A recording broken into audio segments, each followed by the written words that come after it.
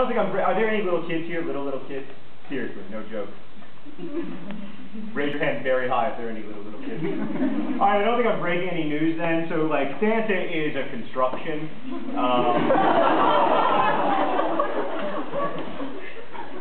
And I'm fascinated by the way in which we construct Santa. And this goes, in Holland, for instance, they're very serious about all their Sinterklaas traditions and how, like, legitimate it is, and how this is the real story of Santa and everything. It's all, none of it has, like, anything to do with St. Nicholas of Myra, who anyway wasn't white, and certainly wasn't Dutch. So yeah, he was, like, Turkish. So anyway, why is it that we imagine Santa as this fat guy who's white and has a beard and is very friendly? It's because that's the way that we developed Santa Claus, partly as a religious idea, and then partly as a way to sell stuff to people during the month of December, and that's the way it was developed. But we could have done it differently, and in fact, we could still imagine Santa more complexly than we do. And the argument of Margot Spuren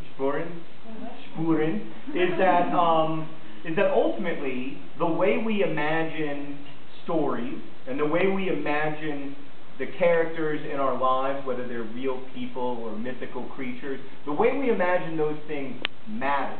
And it ends up shaping the actual reality of the actual world. So if you've read Paper Towns, you know that a very important part of the book rests on this idea of putting a fake town on maps, and how sometimes when you put fake towns on maps, those towns become really real. Okay, I'll tell you the story. That's a good thing. So, and then I'll take your questions. But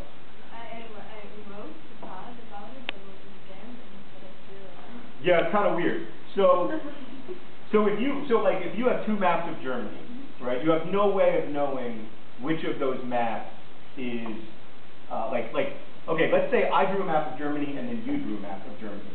Our maps would look almost the exact same because we both know what Germany looks like, right? So the only way, how would you know that if I copied your map, if I stole your map? The only way you would know is if you put something that you knew was fake on your map. And that way, if the same fake thing showed up in the same place in my map, there would be no way that I would have put the same fake place there. So you must have made a map that I stole. Does that make sense?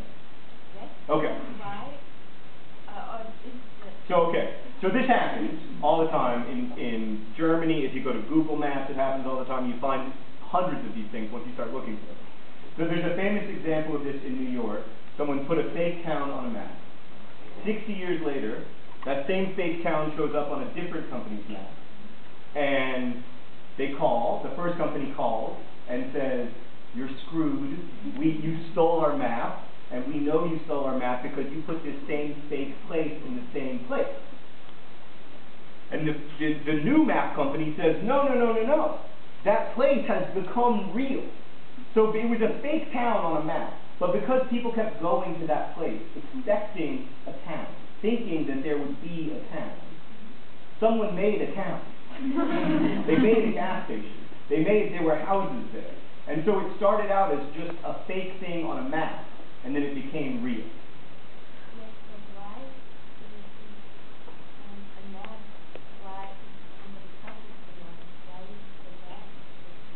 Oh yeah, well, but that's like if somebody copied this whole book and then just gave it a different title and said that they wrote it, and then went and made money. I would be mad. Well, the map companies would tell you that they do all this work to drive around and see all the little roads and yada, yada, yada. Kind of a lie, but that's what they would say. So they always try to protect their copyright. That's a very good question. Other questions? I will now open it up. Is that okay? Yeah.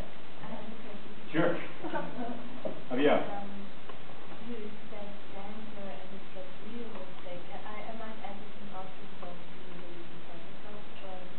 Yeah, neither in America after about 6.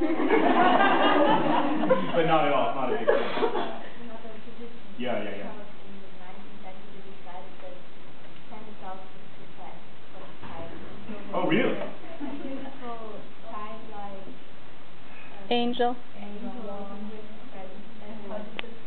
Oh yeah, yeah, yeah. Who is prettier and fits more, Yeah. coming back to it, and because this is just slowly because you thought it was funny. Is that what's behind the real thing? Yeah, no, I did not just write it because I thought it was funny, although I did think it was funny. And they're really Oh yeah, yeah, yeah, yeah, yeah. Including me now. I get a lot of them. So, like 40? I might have the world's largest. No, I don't. But that's a very good question. So yeah, I thought of that because I mean, that's interesting that there was this conscious decision to change the way that presents are delivered at Christmas to something that fits the idea of like perfection or better. That's really interesting. I should have put that in paper towns actually. So yeah, I wanted because I'm really interested in why Santa or other characters, like in America there's this character called the Tooth Fairy that whenever you lose a tooth, do we have the same thing here? No, Okay, we don't. It's a very weird No. thing. Anyway, it's crazy. It makes no sense. Anyway, but like the Tooth Fairy is white. Why? You know, and so I wanted to get at that idea that like when we say things, when we imagine our stories or our myths in a very particular way, a blue-eyed, blonde Jesus, for instance, which you see a lot in America, even though that's not